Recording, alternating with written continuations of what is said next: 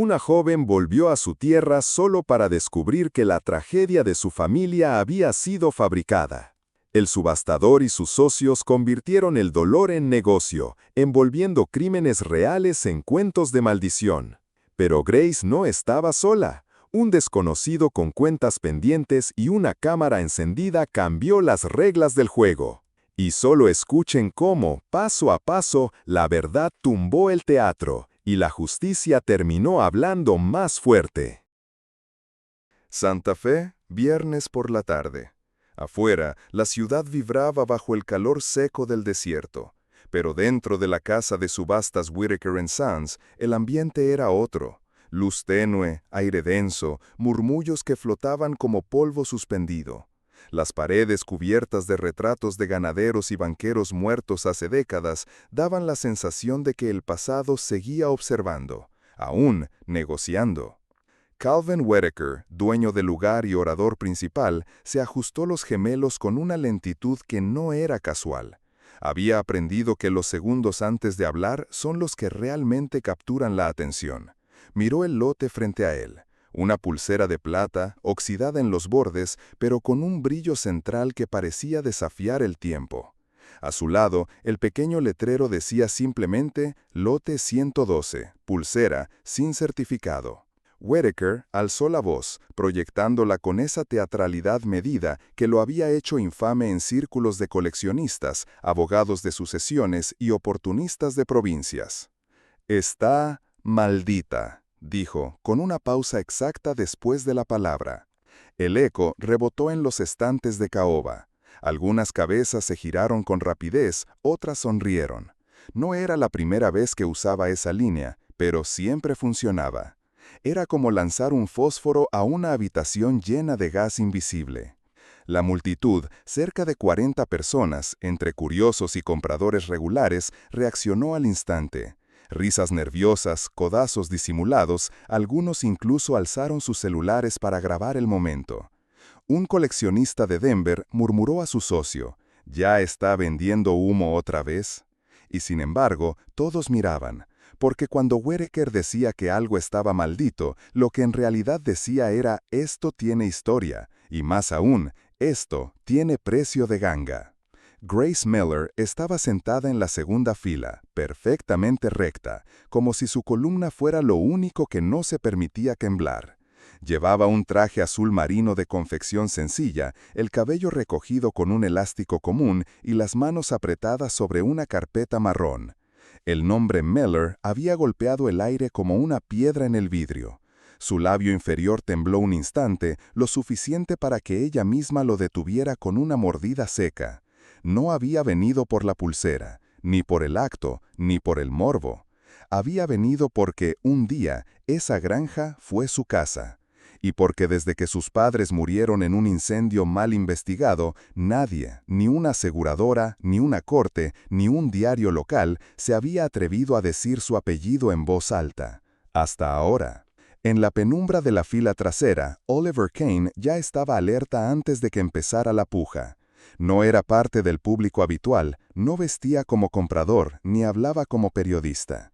Tenía la mirada de alguien que no había venido a comprar nada, sino a cazar certezas. Lo conocían en ciertos círculos como el cazador solitario, un apodo que él nunca pidió, pero tampoco negó. Ex investigador privado, rastreador de patrones financieros y legales, se movía entre archivos de propiedad, registros de seguros y remates judiciales como otros se mueven por sus propios recuerdos. Su vida estaba hecha de detalles que nadie miraba, y Whitaker era un nombre que aparecían demasiados documentos con las mismas coincidencias. Oliver llevaba semanas siguiéndolo de lejos, en cada estado el mismo libreto, un objeto con una historia tenebrosa, una subasta con público reducido, una venta a una empresa con sede siempre distinta pero dirección casi idéntica. Red Canyon Holdings, Veritas Equities, Sunforge LLC. Distintos nombres, mismo patrón. El nombre Miller en ese salón fue una campana, pero no lo que lo activó. Lo que lo activó fue verla a ella. Grace la vio enderezarse como quien contenía una explosión interna, vio sus dedos temblar apenas sobre la carpeta y comprendió. Ella no era parte del espectáculo. Estaba ahí por algo más pesado que una joya. Sin pensarlo demasiado, aunque él siempre pensaba demasiado, cruzó el pasillo lateral y se inclinó a su lado. «No compres el mito», susurró, sin dramatismo, solo como quien ofrece una salida. «Compra tiempo». Grace giró apenas la cabeza, sorprendida. Oliver le sostuvo la mirada, tranquilo, sin urgencia, pero con esa intensidad que solo tienen los que han estado mucho tiempo solos. Ella no dijo nada, pero tampoco se apartó.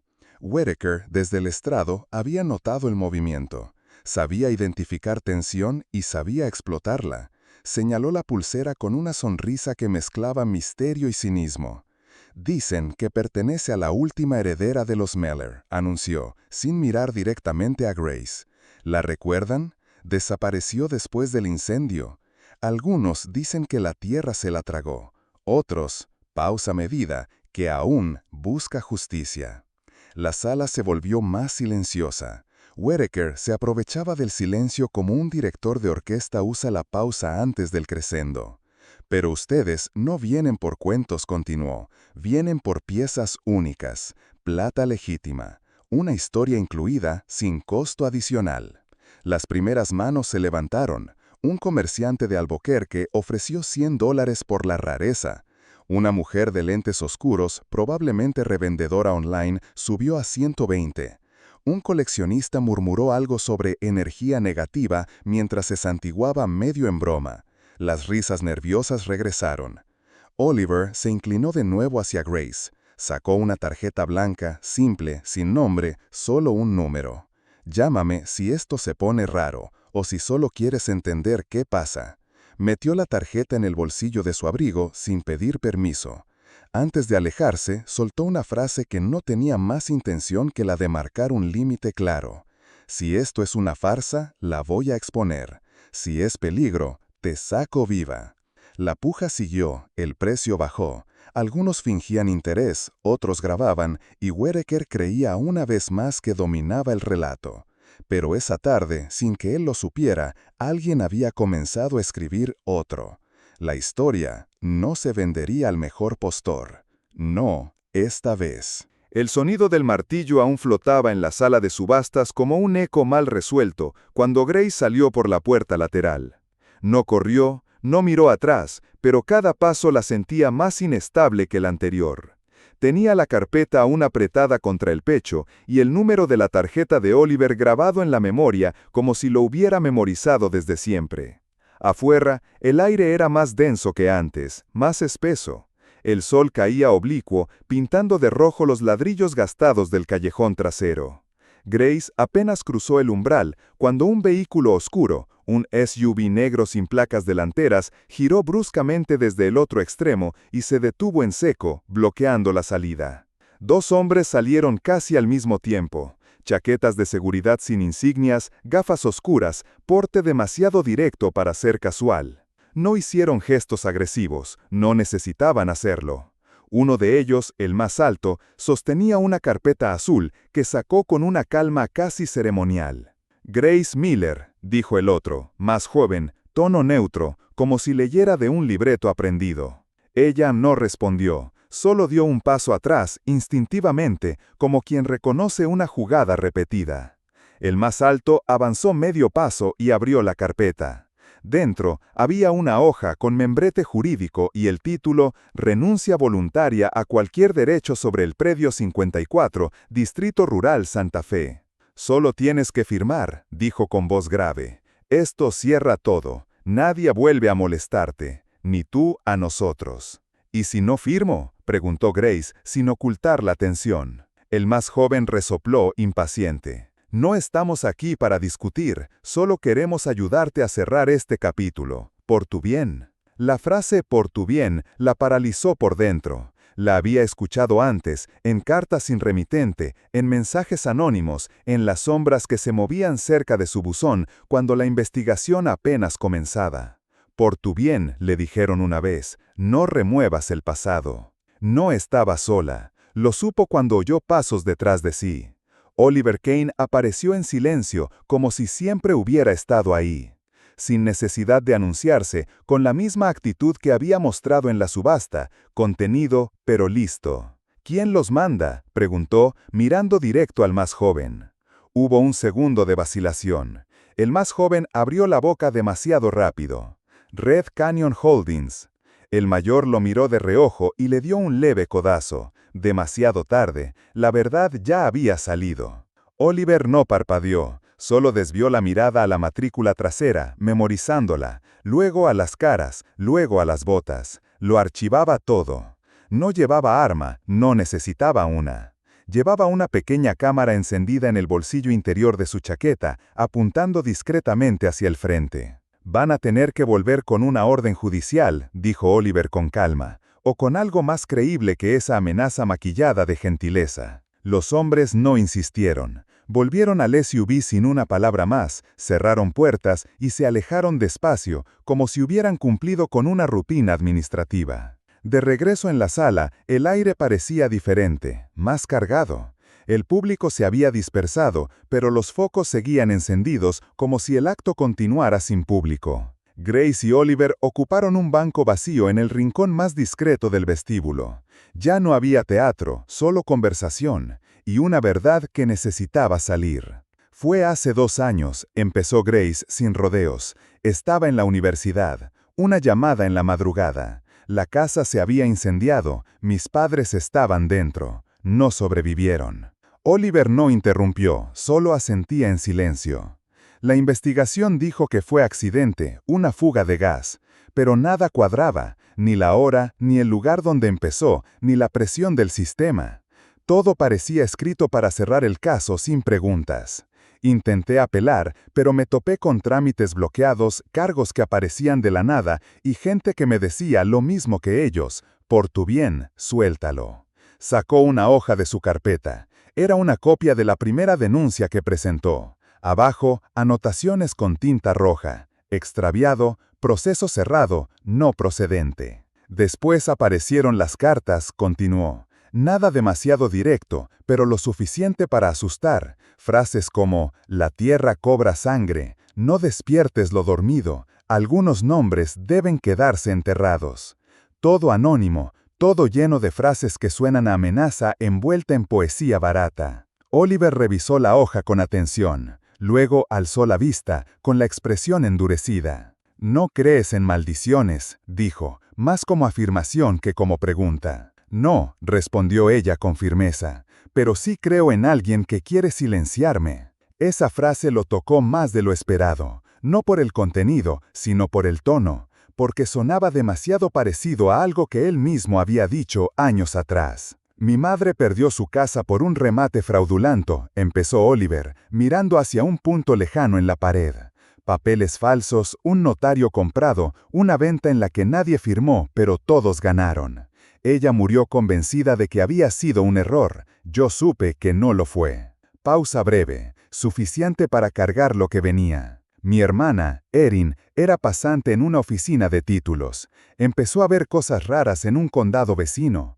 Propiedades con dueños que nadie conocía, firmas que no coincidían, transferencias a nombres de empresas con un mismo domicilio. Me lo contó, luego desapareció. Grace bajó la vista, no por incomodidad, sino por la gravedad de lo que escuchaba. «No encontré su cuerpo», dijo Oliver, «pero encontré el patrón». Y Red Canyon aparecía en cada punto. Cada maldición, cada propiedad embrujada, cada tragedia fortuita. El teatro de Whittaker sirve como distracción, pero detrás está la máquina. Se hizo un silencio, uno de esos que no son vacíos, sino densos de implicaciones. «Entonces», dijo Grace al fin, «no soy la única». Oliver negó con la cabeza. «No, pero tú puedes ser el principio del final, si decides no callarte más». Ella asintió, no por valor repentino, sino porque entendía que el miedo no se iría, pero el silencio sí podía romperse. «¿Y ahora qué?», preguntó, aún con la carpeta en las manos. Oliver se inclinó hacia ella, voz baja pero clara. «Ahora buscamos lo que ellos intentaron quemar. ¿Y si no queda nada? Entonces buscamos las huellas de lo que alguna vez estuvo ahí, porque toda mentira bien hecha deja algo real atrás, hasta la ceniza cuenta». Grace respiró hondo. Afuera, el SUV ya se había ido, pero el verdadero vehículo ya estaba en marcha. El de la verdad, lento, frágil, pero imparable una vez que arranca. El primer quiebre no fue el incendio, fue esta conversación. El momento exacto en que la historia dejó de ser suya para empezar a ser de todos. La camioneta de Oliver avanzó lentamente por el camino de tierra que conducía a la antigua granja Miller. La vegetación crecida cubría el sendero, como si el terreno hubiera querido tragarse a sí mismo. Las ruedas levantaban polvo sin prisa, y el silencio pesaba más que el ruido del motor. Grace iba en el asiento del copiloto, inmóvil. En la distancia se recortaban los restos de lo que fue su casa, la silueta negra del porche quemado, el techo parcialmente colapsado y una cerca de alambre torcida por el tiempo.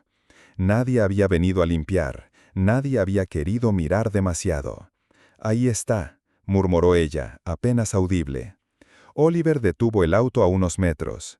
No bajaron de inmediato.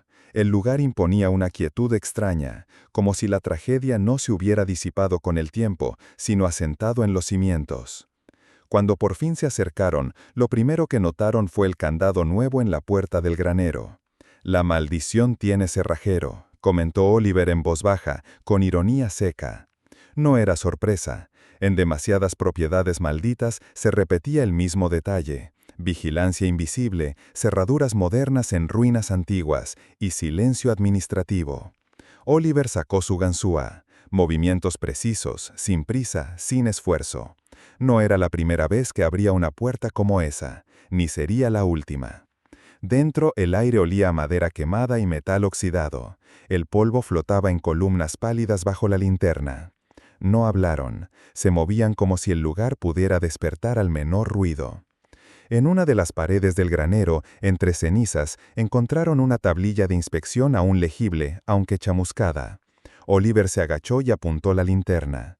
La marca estaba allí, una letra A con 2 cortes laterales, igual que en los archivos, igual que en las otras casas. «Esto no es oficial», dijo, tocando el grabado con los dedos. «Es una marca interna, un código que no figura en los registros del condado, pero se repite en todas las propiedades que desaparecen por accidentes». Bajaron al sótano a través de una trampilla reforzada con planchas de hierro mal soldadas. El aire era más húmedo allí, más cerrado. Oliver tardó segundos en encontrar lo que buscaba. Una desviación en la antigua tubería de gas, conectada a una pieza moderna, fuera de norma, instalada con precisión quirúrgica. «Aquí está», murmuró, agachándose para observar los acoples. «No es desgaste, no es fuga por antigüedad. Esto fue instalado a propósito. Una derivación diseñada para fallar con el tiempo, para simular una explosión». Grace no dijo nada, solo observaba. El dolor le subía por la garganta como humo espeso. Todo lo que sospechaba desde aquella noche, todo lo que el sistema se había negado a escuchar, estaba allí, frente a sus ojos.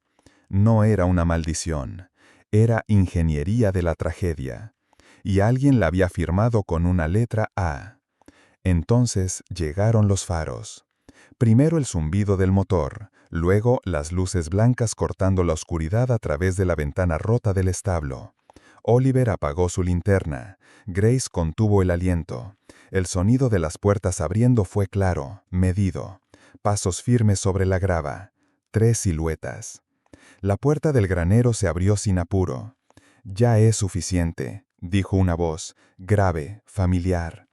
Ella giró bruscamente, reconoció el tono antes que la figura. El hombre que había hablado era alto, de hombros anchos, cabello entrecano y ojos que no huían. No llevaba uniforme, llevaba culpa. «¿Tío Mason?» Oliver se tensó de inmediato. Lo que había sido un operativo encubierto se volvía de repente algo mucho más personal. Mason Cole, lo conocía por nombre, jefe de seguridad de Red Canyon. Pero para Grace no era solo un nombre en una lista, era sangre.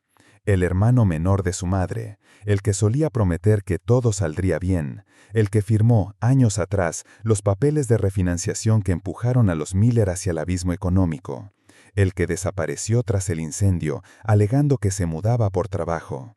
Ahora estaba ahí, al servicio del sistema que destruyó a su familia. «No hagas esto, niña», dijo él, con un tono entre ruego y advertencia. «No tienes idea en lo que te estás metiendo». Oliver dio un paso al frente. Ya no hablaba solo como observador, hablaba como quien está harto de ver el mismo guión repetido. «No hay malvisión», dijo, señalando la derivación de gas. «Hay un sistema. Whittaker baja los precios con su teatro. Red Canyon compra por centavos. Tú vienes a borrar lo que queda. Y luego alguien sella el archivo con un sello de accidente». Mason no lo negó, solo tragó saliva. Sus ojos no se movían de Grace. «No sabes nada, Kane», respondió, sin rabia, pero con la presión de quien se ve acorralado. «Estás jugando contra gente que no olvida, que no perdona». Uno de los hombres que lo acompañaba, más joven, sin mediar palabra, sacó un trapo de un bidón metálico y lo empapó en un líquido oscuro. Lo prendió con un encendedor. La llama tomó forma rápido. Sin titubeo, lo lanzó hacia una de las paredes negrecidas del granero. Borrón y cuenta nueva.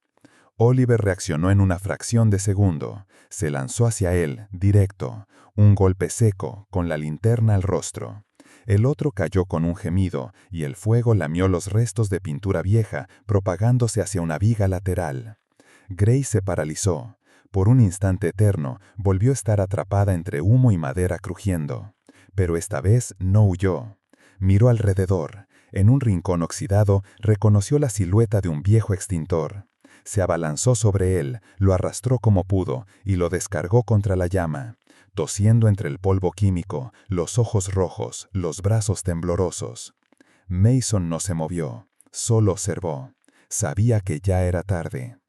Cuando el último chorro de polvo apagó la última chispa, el silencio volvió a caer.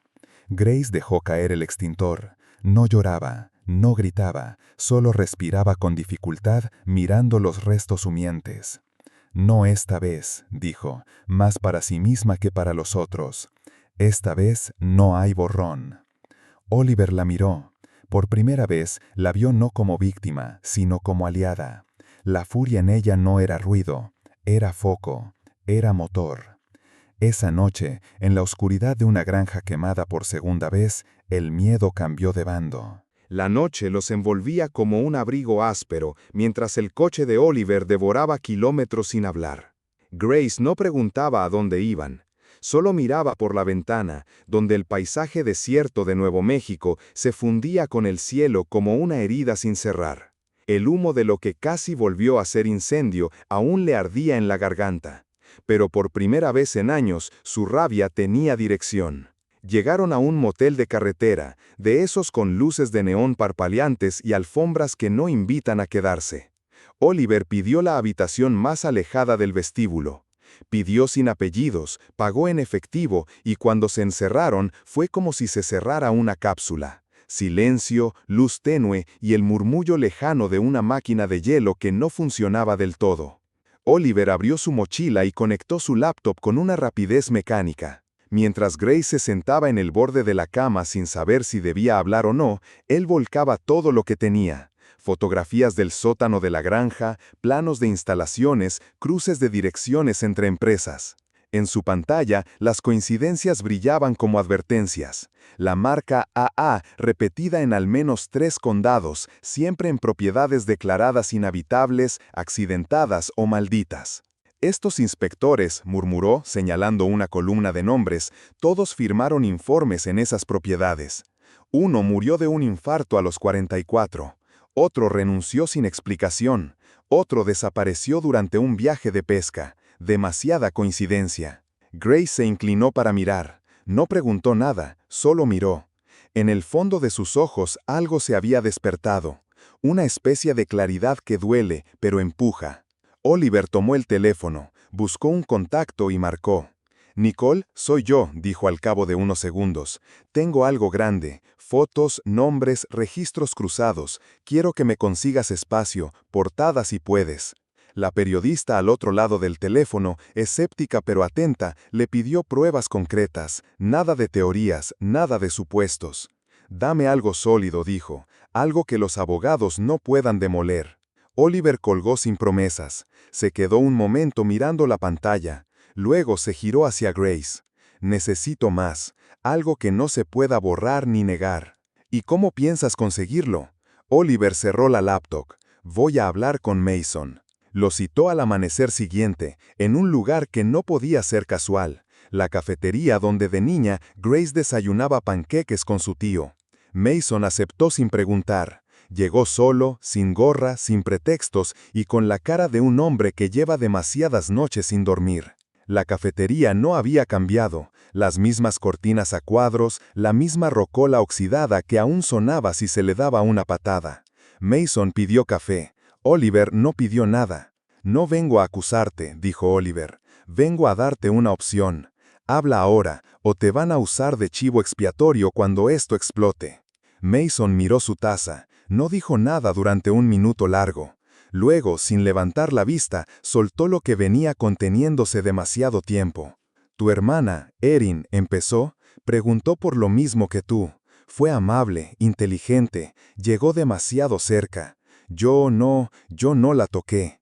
Pero cuando alguien así toca un hilo, Red Canyon actúa, sin consultarme, sin preguntar. Oliver se tensó, no interrumpió.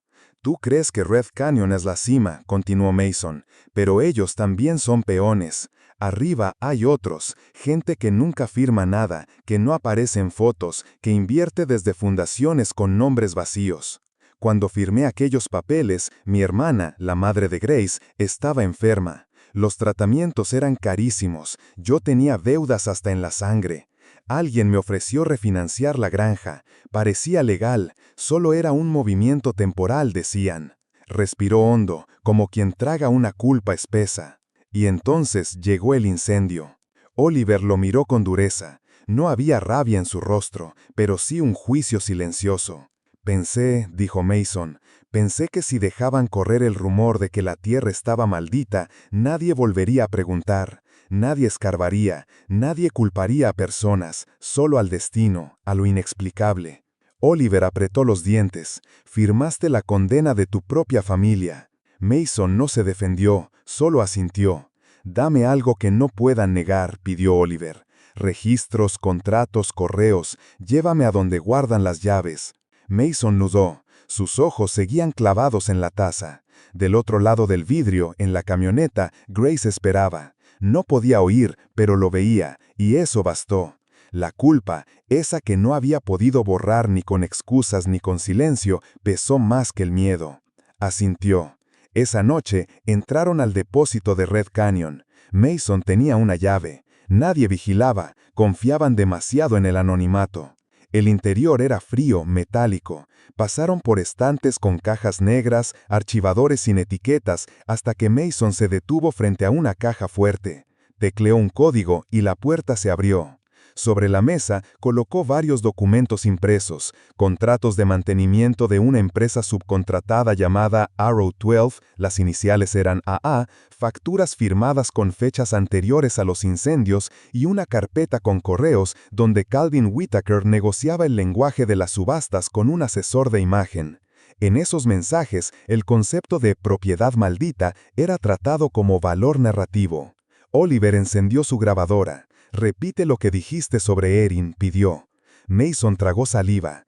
Ella se acercó demasiado, preguntó lo que no debía. Yo no la toqué, pero alguien sí. Red Canyon tenía órdenes, no me las dieron a mí, solo supe después. Las palabras quedaron grabadas, ya no eran suposiciones, eran prueba. Por primera vez, Oliver tenía más que patrones, tenía una confesión, una estructura y un rostro. Pero justo cuando estaban por salir, un ruido cortó la calma. Faros desde el exterior, siluetas acercándose. No son los mismos de antes, murmuró Mason. Whitaker entró primero, como si llegara a su oficina. Sonreía como siempre, con esa expresión de vendedor que ha ensayado 1000 veces cómo ganar con las palabras. Detrás de él, un hombre de traje, rostro anguloso, sonrisa aún más falsa. Era el asesor. ¿De verdad creen que esto es una película?, dijo Whitaker con tono casi amistoso. Esto no es un acto, es negocio, y ustedes están en la lista equivocada. El asesor se acercó a Grace, que había entrado poco antes. Le lanzó un sobre, ella lo atrapó, con las manos tensas. Adentro, fotografías de Erin Kane, entrando sola a un estacionamiento subterráneo. Ninguna de salida.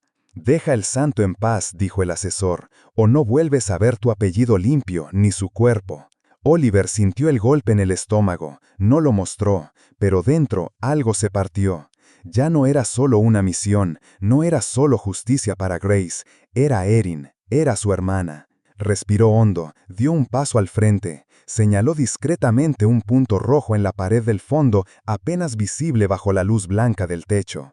«Enciendan la luz», dijo con calma. «Ya está encendida», añadió. Esa cámara tenía línea directa a la nube del seguro. Todo lo dicho estaba grabado, toda la amenaza, toda la verdad.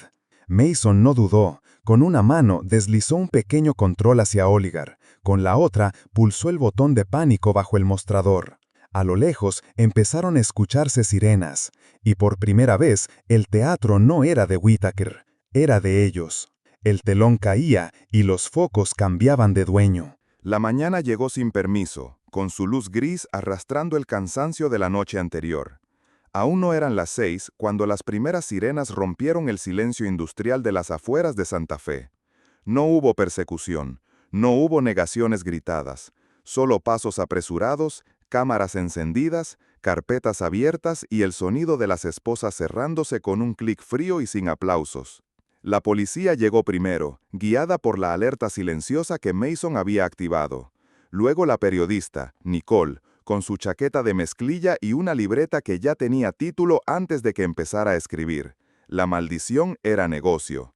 El fiscal vino después, más por obligación que por voluntad, pero cuando escuchó los audios y vio los documentos no le quedó margen para la duda. No había teoría que discutir, todo estaba grabado. La amenaza, la estructura, los nombres. Red Canyon Holdings emitió un comunicado en menos de 24 horas, desvinculándose por completo de Arrow 12, empresa que, según ellos, operaba sin supervisión directa. Arrow 12, a su vez, inició un proceso de disolución voluntaria en tiempo récord, pero no alcanzó. Calvin Whittaker fue arrestado por conspiración, fraude y obstrucción de la justicia. El asesor de imagen, ese hombre delgado que se creía invisible, fue imputado por extorsión y coacción agravada. Mason Cole, el tío que alguna vez enseñó a Grace a untar bicicleta, se sentó frente al juez y pidió declarar voluntariamente. Con voz ronca, mirada clavada en el suelo, aceptó su parte. Culpabilidad menor a cambio de colaboración mayor. Fue él quien, al final, entregó la llave del sótano, quien mostró el acceso al servidor donde se almacenaban las listas de propiedades etiquetadas.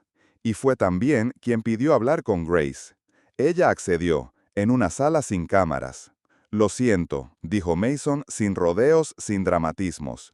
«No pedí perdón antes porque tenía miedo. Hoy tengo más, pero al menos es otro tipo de miedo». Grace lo escuchó en silencio, no lloró, no lo tocó, solo asintió como quien acepta que el daño ya está hecho, pero no por eso pierde el derecho a que alguien lo nombre. El perdón, si llegaba, no sería hoy, pero tampoco sería imposible. La investigación se abrió en 3 frentes. El incendio de la granja Miller fue reexaminado por nuevos peritos. Otro caso en un condado vecino, con características sospechosamente similares, se reactivó tras una denuncia anónima. Y luego, el caso de Erin. No hubo cuerpo, no aún, pero el nombre de un gestor de títulos de propiedad, el que firmó los papeles dudosos en 2 condados, emergió en un listado que alguien creyó eliminado. Una pieza más, un rostro al que Oliver prometió no perder de vista. Para Grace no fue necesario más. Saber que la desaparición de Erin no era solo un eco sin rostro, sino un crimen con posibles culpables, fue suficiente. Porque ahora no estaba sola. Tenía al lado a alguien que no creía en cuentos oscuros ni en símbolos supersticiosos. Un aliado que no perseguía justicia por idealismo, sino porque sabía el precio de no hacerlo. Pasaron varios días antes de que el juez dictara sentencia firme. El título de propiedad de la granja fue declarado nulo en su transferencia. El terreno volvió, oficialmente, a su dueña. No hubo ceremonia. Grace volvió sola, sin cámaras, sin testigos, solo con Oliver a unos pasos, como siempre, cerca pero sin invadir.